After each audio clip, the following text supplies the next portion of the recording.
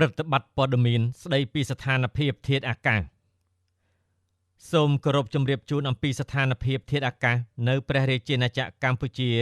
សម្រាប់ថ្ងៃទី21ខែមករាឆ្នាំ2026ព្យុះទី1ឈ្មោះណូកាននៅតែមានឥទ្ធិពលលើរបបខ្យល់មូសុងអេសានដែលបក់លើសមុទ្រចិនខាងត្បូងអាងទន្លេមេគង្គសមុទ្រកម្ពុជានិងលើព្រះរាជាណាចក្រកម្ពុជាស្ថានភាពបែបនេះនឹងធ្វើឲ្យចាប់ពីថ្ងៃទី21ដល់ថ្ងៃទី23ខែមករាឆ្នាំ2026 1តំបន់វាលទំនាប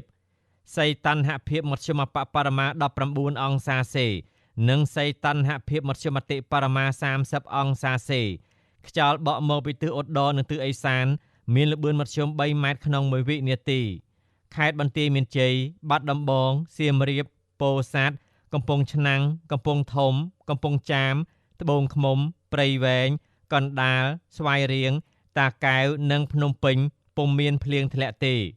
2តំបន់ខ្ពង់រាបសីតុណ្ហភាពមធ្យមបរមា17អង្សាសេនិងសីតុណ្ហភាពមធ្យមតិបរមា29អង្សាសេខ្យល់បក់មកពីទិសឧត្តរនិងទិសឦសានមានល្បឿនមធ្យម4ម៉ែត្រក្នុង1វិនាទីខេត្តឧត្តរមានជ័យប៉ៃលិនព្រះវិហារក្រចេះរតនគិរីមណ្ឌលគិរីកំពង់ស្ពឺស្ទឹងត្រែងតំបន់ជួរភ្នំក្រវាញនិងជួរភ្នំដងរែកពុំមានភ្លៀងធ្លាក់ទេ3តំបន់មាត់សមុទ្រសីតុណ្ហភាពមធ្យមបរមា19អង្សាសេនិងសីតុណ្ហភាពមធ្យមតិបរមា30អង្សាសេ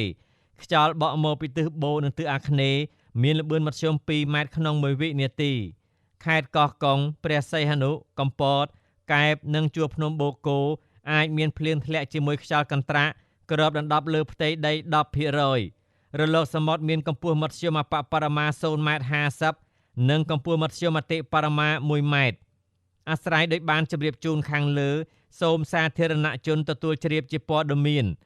ការផ្សាយរបស់ក្រសួងធនធានទឹកនិងឧតុនិយមថ្ងៃទី21ខែមករាឆ្នាំ2026សូមអរគុណ